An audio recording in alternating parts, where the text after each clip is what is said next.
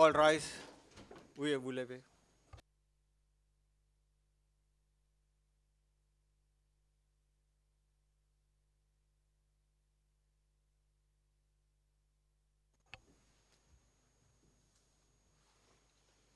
Please be seated.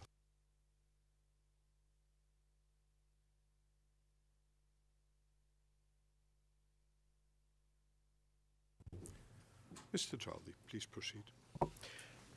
Thank you, Mr. President. The defense claims in paragraph 646 that Mladić could not appoint corps or brigade commanders who it suggests were under Karadić's control. Now, initially, you can see Mladić appoint brigade commanders in P4985 and in his meeting with Svetozar Andrich in Vlasenica on the 18th of May, 1992. And as Skrbich testified, VRS personnel decisions were drafted by the main staff's personnel sector based on Mladić's orders,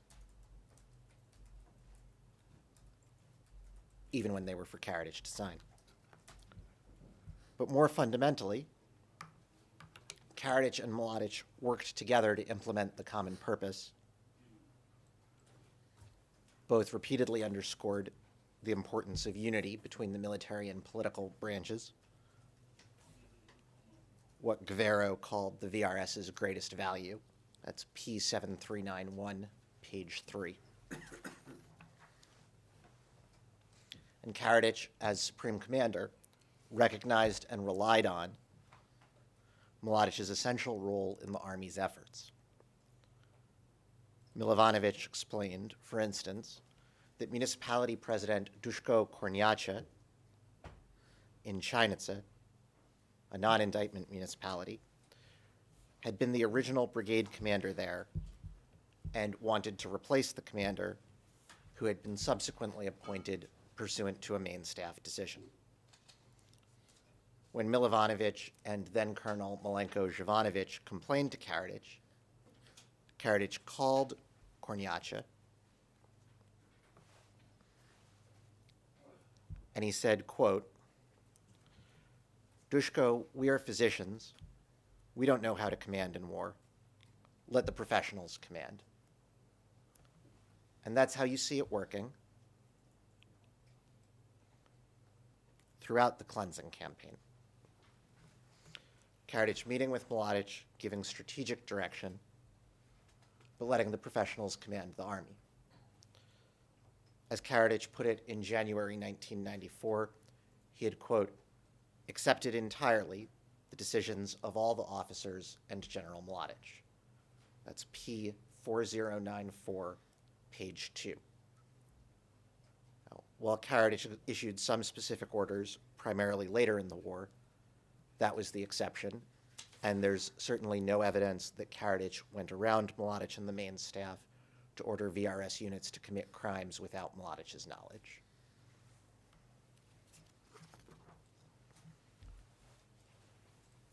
The defense relies on Milivanović's testimony that Karadzic issued him orders directly in August 1995 after the VRS had suffered a number of serious defeats in the Krajina.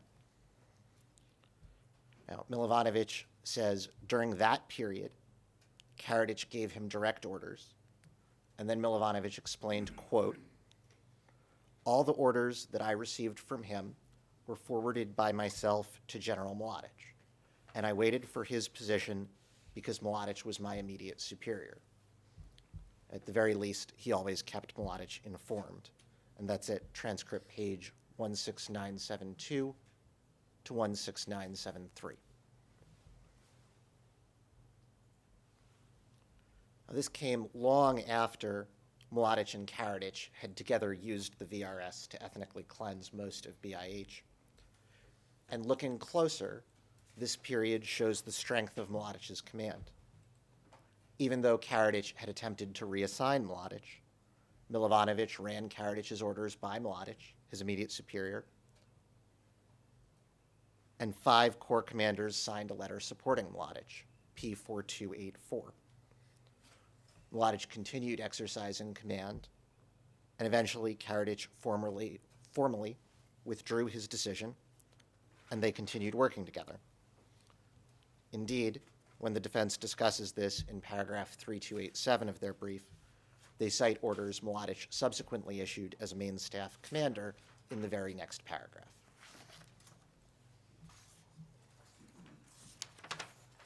This strong command and control was the way Mladić made his primary contribution to implementing the overarching JCE in this case.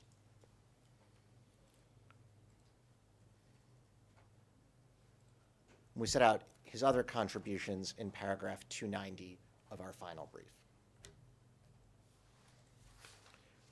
Now, one of the messages Mladić ensured was disseminated down the chain of command was the JCE members' view that Bosnian Muslims and Croats generally were their enemies. Here we see Mladić instructing his subordinates what to do with their enemies. Mr. Traldi, could you please slow down?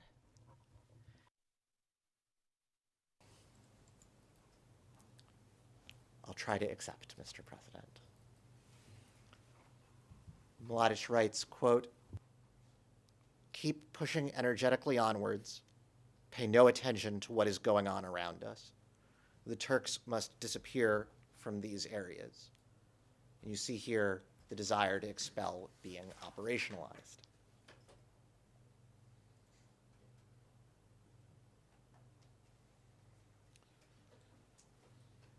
And in an interview in the same year, 1994, Mladić explained many of the Bosnian Muslims were, as we'll see on the next slide, quote, "not even Turks, they are converts." The BCS word you see bolded is podrice, which you've heard is derogatory. He calls them the worst scum who had betrayed the Serb people. And this message was relayed down the VRS's ranks.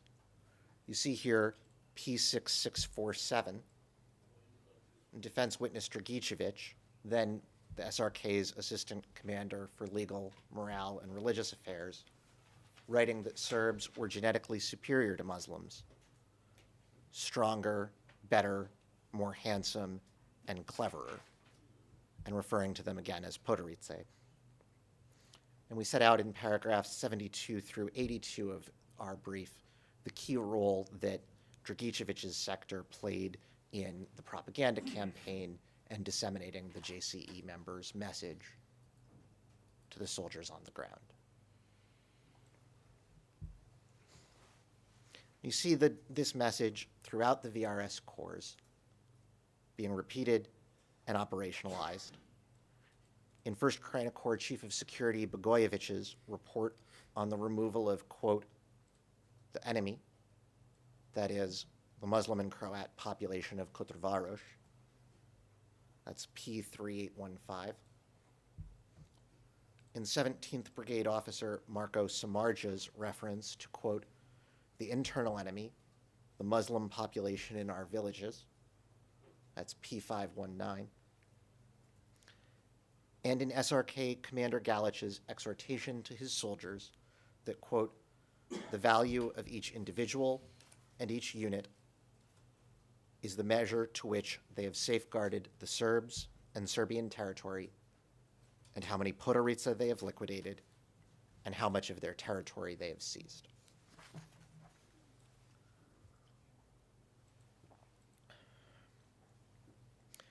And the VRS seized and ethnically cleansed the territory the JCE members had claimed. And indeed, you see here how the main staff characterized the goals of its 1992 campaign in the Combat Readiness Report. Liberation of territories which are ours and which belong to us by historical birthright. And the charged municipalities were all among those territories. And here we see again P7325, page 2, Guerrero's 19 May order. It reflects the main staff's view that the, quote, state-building Serbian people living on around 65% of the territory and representing around 35% of the population of Bosnia and Herzegovina must fight for a total partition from the Muslim and Croatian people and must create their own state. And you've heard from various defense witnesses that this order implemented Strategic Objective 1 and told the soldiers the purpose of the war. That includes witness Barrison from the 1st Krajina Corps and defense historical expert Kovic. As illustrated throughout our brief, Mladić knew very well how VRS units were pursuing, quote, total partition. Indeed, he had to know in order to exercise command. The chamber received evidence of Mladić's detailed knowledge of VRS activities. 2nd Krajina Corps Commander Boric explained Mladić, quote, would know what the situation was like on the front line of the 2nd Krajina Corps without me having to report to him. And those reports meant Mladić, quote, knew what was occurring in the entire AOR of the VRS. And that second reference is from P439. Now, the defense attempts to undermine Mladić's knowledge of the notorious cleansing campaign by claiming in paragraph 665 that unless Mladić actively inquired about daily combat reports, he was not informed about them. This preposterous claim ignores that he chaired the main staff meetings at which such reports were discussed. It's from Milivanović's testimony. It ignores East Bosnia Corps Commander Simic's evidence that he spoke with Mladić almost every day to follow up on the daily combat report, whether Mladić was in Crna Rijeka or out in the field. And that's P4325, transcript page 28494.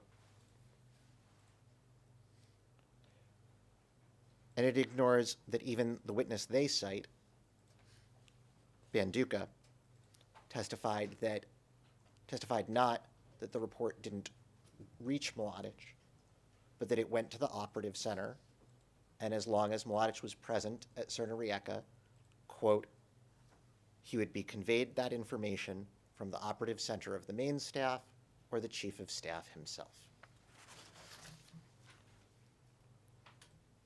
Consistent with Mladić's detailed knowledge about what his units were doing, he knew they were implementing his orders through the commission of widespread crimes.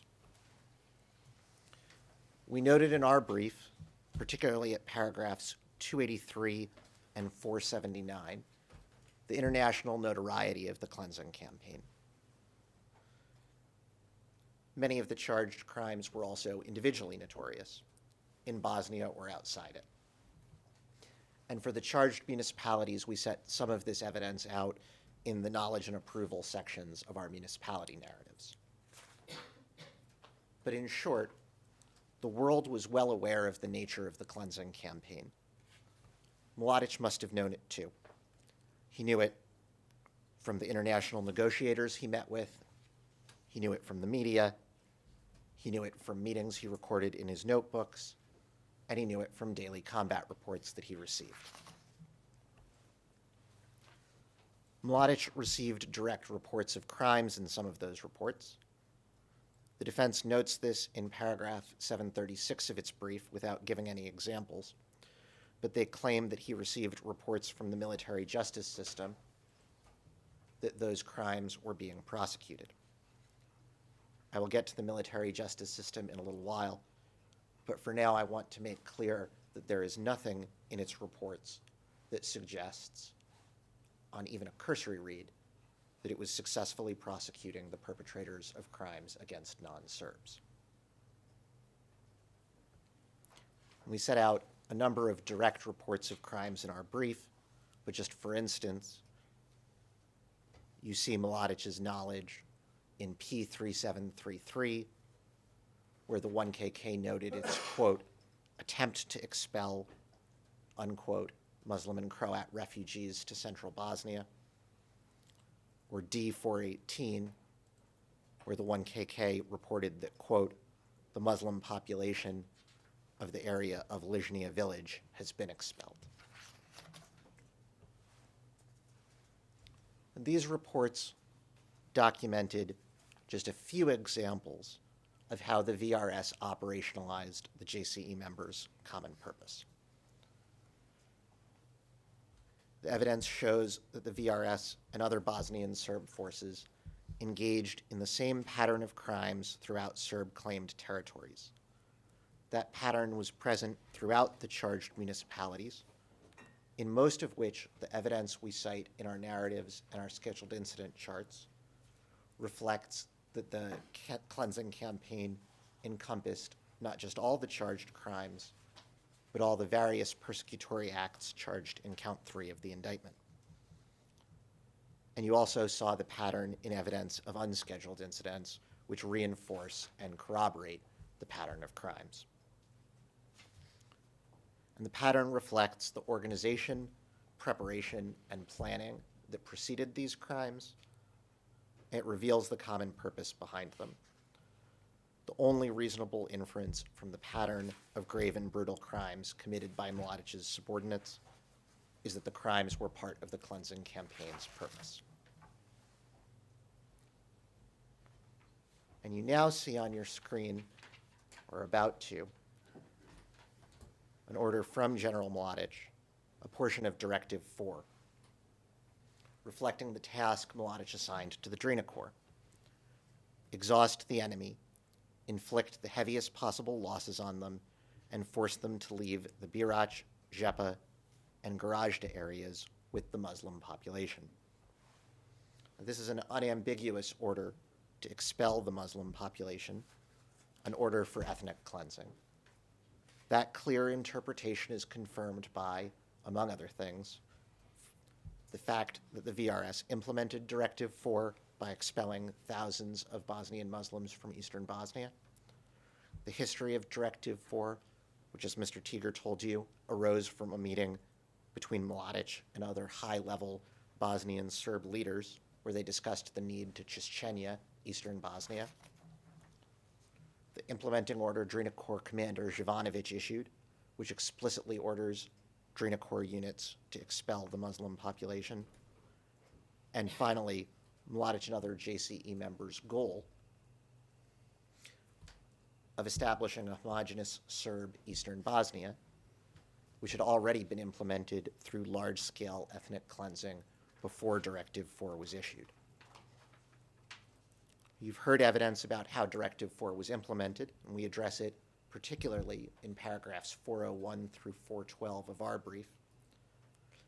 Systematic operations, ethnically cleansing one village at a time, P7361. Wanton destruction of Muslim hamlets around the Srpska enclave, P2193, P4093. And Drina Corps Commander Jovanović's call to his subordinates to do so. Quote, "Are the Turks' houses burning?" Response, "They are burning, they are burning." And Jovanović's, "Way to go, as many as possible." That's P2192. As Ibro Osmanović's family reflects, many of those expelled had already been pushed from their homes to the remaining Muslim enclaves in Vlasenica and Bratunac, Srpska and Konjević Polje. He testified, quote, "My mother had been expelled from Vlasenica to Srpska. My sister was in Srpska. They were there until February 1993. From there, they passed through," and he mentions a number of other villages. Then explains, "and they arrived at Tuzla. The others, the remainder of the population, went to Srebrenica. So Srpska was empty. It remained empty." You see next Drina Corps Commander Jovanović's order implementing Directive 4, P2095. And he tells the Drina Corps he has decided, pursuant to Directive 4, to, quote, "inflict on the enemy the highest possible losses, exhaust them, break them up or force them to surrender, and force the Muslim local population to abandon the area of Srpska, Žepa, Srebrenica, and Gorazda. So Jovanović understood he was implementing an order to expel the population. The defense relies in paragraph 2856 on General Milivanović's self-serving claim that Directive 4 simply anticipated the Muslim population would flee. If that was the case, of course, Jovanović wouldn't have needed to order them forced out. And the conduct of the operations reflects, as you'd seen throughout the cleansing campaign, the goal was to expel them. The goal was to cleanse the territory. The defense also claims in paragraph 2854 of its brief that Butler testified Directive 4 legitimately targeted a portion of the population which was assisting the Bosnian military. In fact, Butler testified that Directive 4 was unlawful, and the VRS implemented it through targeting, quote, the civilian population at large. And that's transcript pages 16135 to 16136 and 16144 to 16145.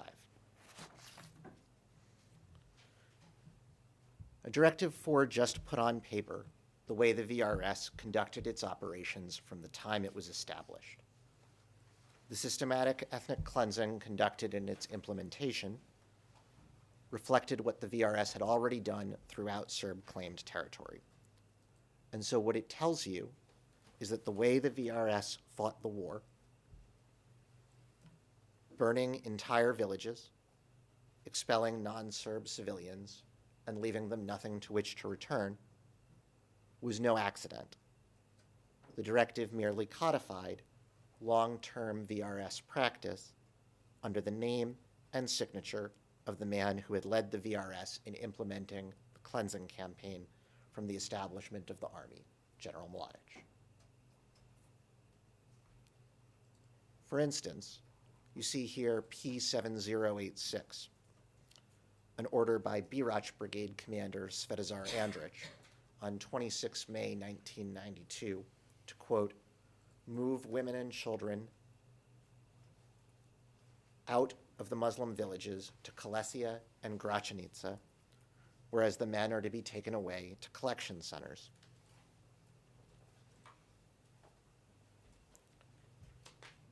Andrić admitted that this meant women and children from Muslim villages had to move to Muslim-held territory.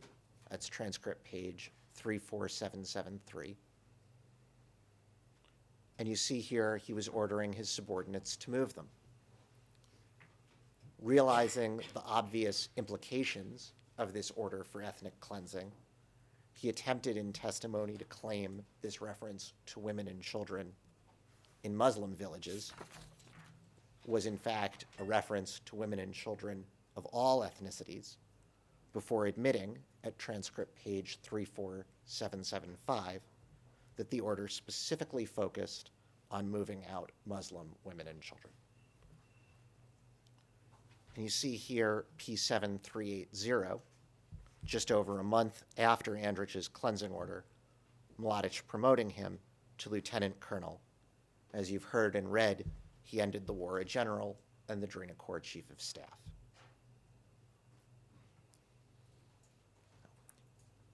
Andrić's order reflects that the cleansing operations and the roundup of non-Serbs during them created a need to warehouse huge numbers of prisoners, and the JCE members systematically detained them in terrible conditions in camps where they were exposed to beatings, to sexual violence, and where many were murdered. The camp system was a joint enterprise between the VRS, the RS MUP, and Bosnian Serb civilian authorities.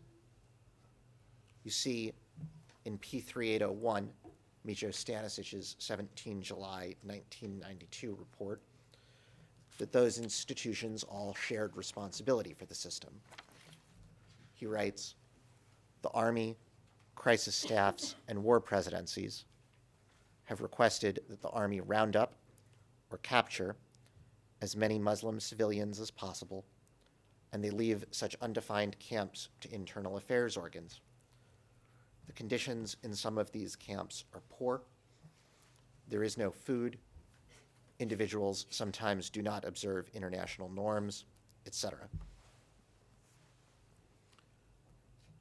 The evidence shows many of these camps were run by internal affairs organs, as Stanisic said, but many of the charged camps were run by VRS units.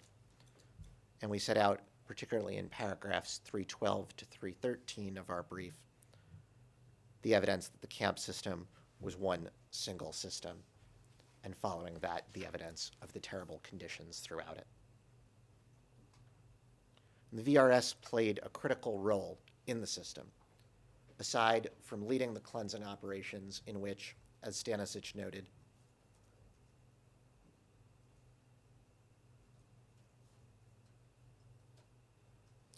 Muslim civilians were rounded up and captured. The VRS operated camps, including the charged camps in Bijeljina, Banja Luka, Foča, Klinovic, Rogatica, and Ternopoli camp in Prijedor. Like in the rest of the system, the conditions in those camps were terrible. For the moment, I'm going to focus on two where the defense concede the VRS ran the camps, but claim conditions were humane. First, Batkovic was established in Bijeljina municipality at Mladić's order and operated by the East Bosnia Corps.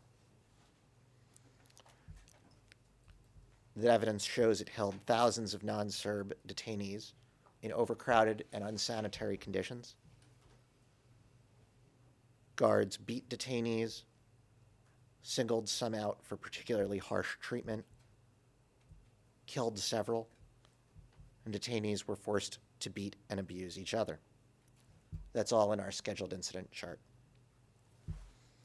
Just to look at one example, one witness was transferred from the Vlasenica prison to Batkovic on 13 August 1992 and held there until the 11th of September 1992.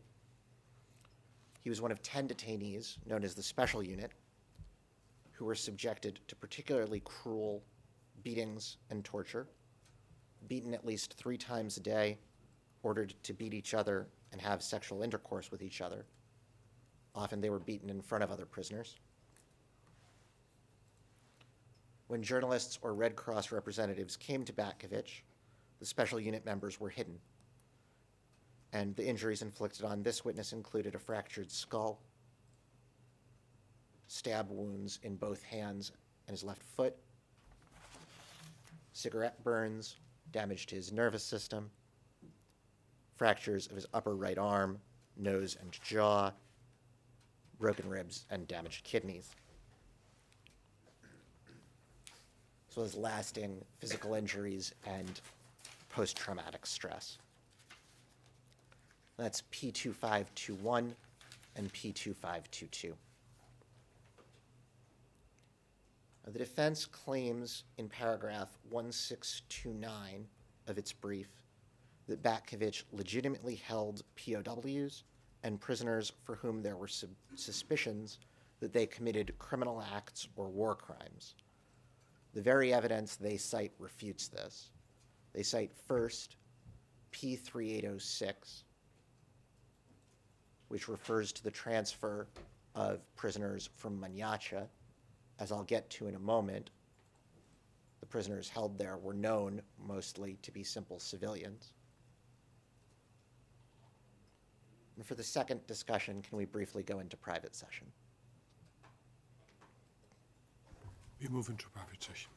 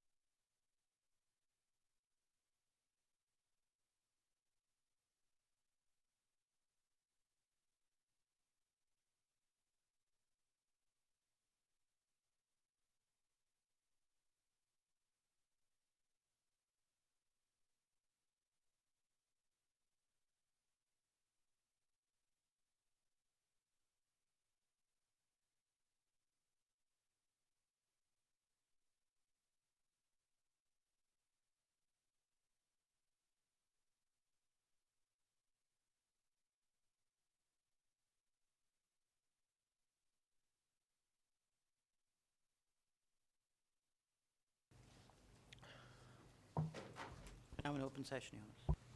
Thank you, Mr. Register. Defense witness and military judge Bojanovic admitted he visited Muslim civilians detained at Batkovich. It's transcript page 27975. And defense witness Andon admitted a Croat he knew was being detained at Batkovich only because he was a Croat.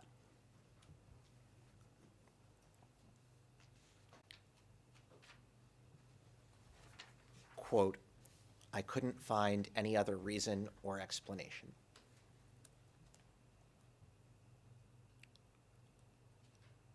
The defense claim that transferring prisoners to Batkovich for exchange, quote, proves the VRS had no criminal intent, that's in paragraph 1641 of their brief, is unsustainable. Those people being held to be exchanged out of Serb territory because of their ethnicity were held by the VRS in criminal, disgraceful conditions, were primarily civilians who'd been rounded up to be detained and eventually removed, and were abused and some killed in detention.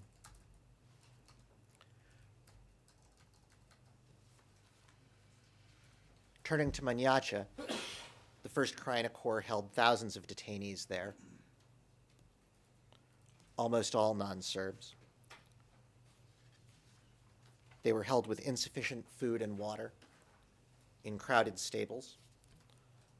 Many were severely beaten and otherwise abused, and at least 10 killed. For instance, a judge from Sanski Most was transferred to Mladić on 17 June 1992. He was beaten regularly, beginning as soon as he arrived. He fainted several times during beatings by soldiers and military police, lost a tooth, and lost approximately 1/3 of his body weight due to the lack of food in the camp before being transferred to Germany in December 1992. He was still suffering pain from the beatings when he gave a statement in 2000. That's P3293.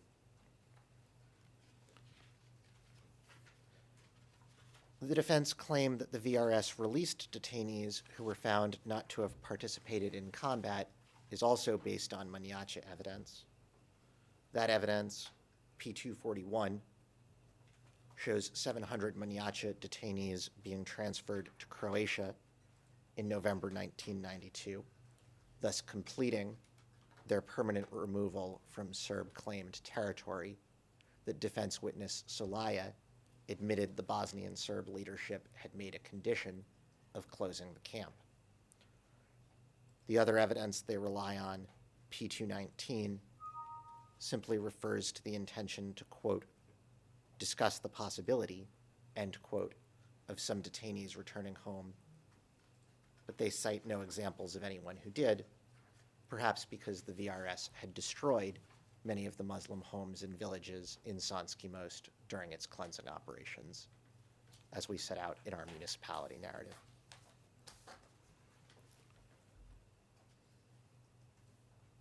And here, too, the evidence shows the prisoners being held by the VRS at Mladić were civilians in the main. I'd refer you to P220, P221, and the evidence of Adil Mladić that First Krajina Corps officer Vukalić had told him very few of the detainees at Mladić had anything to do with the armed conflict.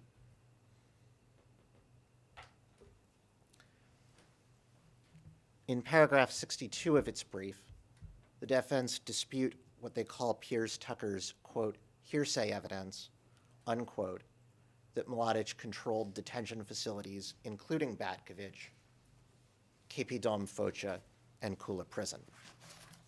First, the evidence is that Mladić himself told Tucker that he controlled those facilities. That's not hearsay evidence, it's an admission. Second, in Kula, the defense also ignored the testimony of their own witness, main staff officer Savo Sokanovic, that Kula Prison was, quote, under the control of the army. As we set out in our religion narrative, VRS officers, including members of the SRK command, exercised such control in part by approving the use of Kula prison detainees for forced labor on the front lines, where some were killed. The defense claims that this was done by individuals acting against orders, but the very documents they cite in footnote 3058 of their brief reflect VRS officers, including SRK Chief of Security Marco Lugonia, approving these forced labor assignments.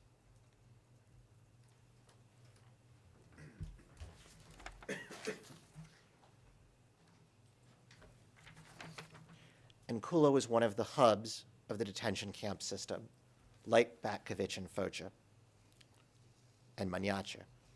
The defense argues in paragraph 1324 that, quote, 156 people, unquote, were accommodated at Kula, only combatants, when Bosnian Serb documentation, for instance, P3808, reflects that thousands of non-Serb civilians had passed through Kula by October 1994.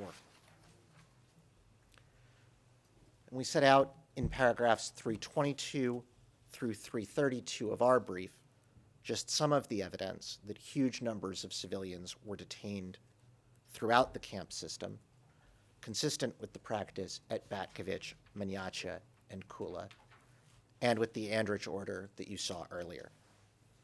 Now, one of the places the intentional detention of civilians is most apparent is in the processing of Mladić prisoners in late August 1992,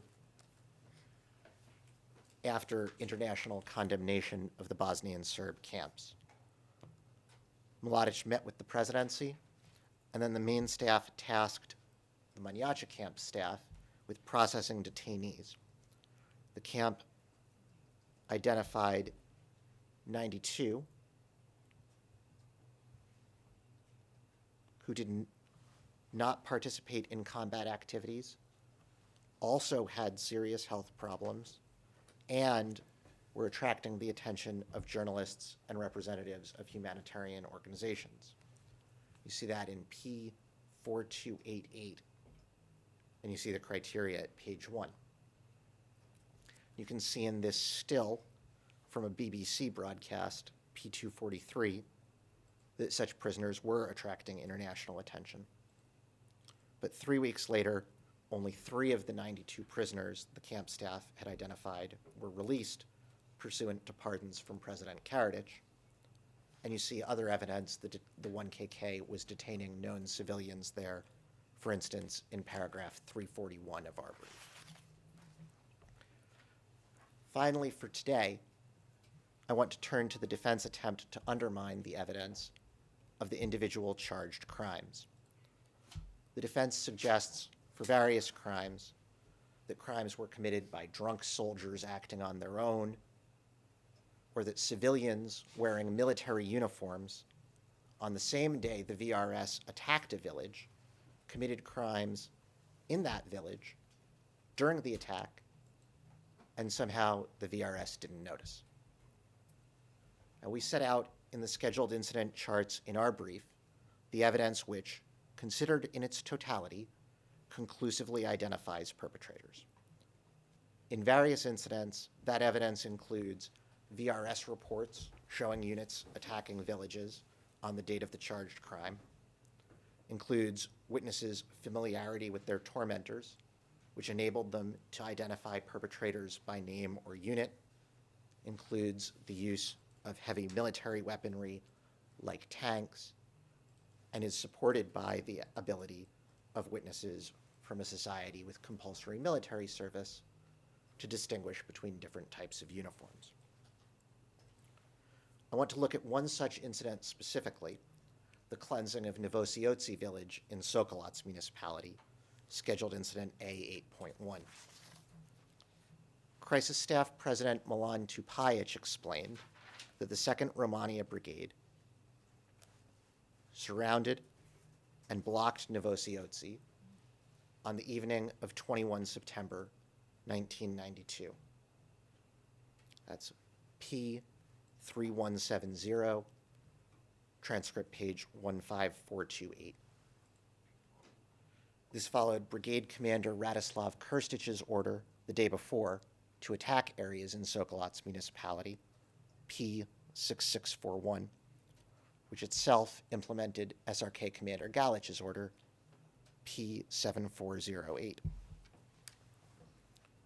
Now, survivor Munira Selmanović explained on the 22nd of September, 1992, she saw soldiers dressed in olive drab and camouflage uniforms in Novosiyotsi who rounded up the Muslim villagers and brought them to Metallica Field.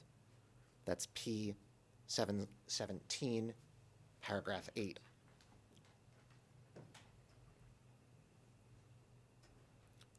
And she recognized Momcilo Pajic, a Serb she knew very well, was in charge of the soldiers. That's paragraphs 11 and 12.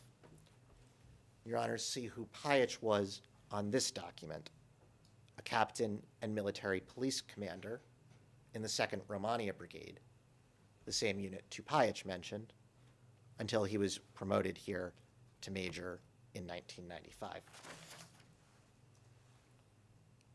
Pajic told Selmanović, and Your Honor, I have about 2 minutes on this point, if it would be all right for everyone to finish the topic for continuity. If you're limited to 2 minutes, it's okay. Thank you, Your Honor. Pajic told Selmanović and the others gathered at the field to wait while he went to Sokolov's for orders. When he returned, at his order, the soldiers separated men from women, children, and elderly people. Selmanović and the other women, children, and elderly people were taken to the confrontation lines and dropped off, then walked into besieged Sarajevo. She begged to take her teenage son with her, but he was kept at Metallica Field.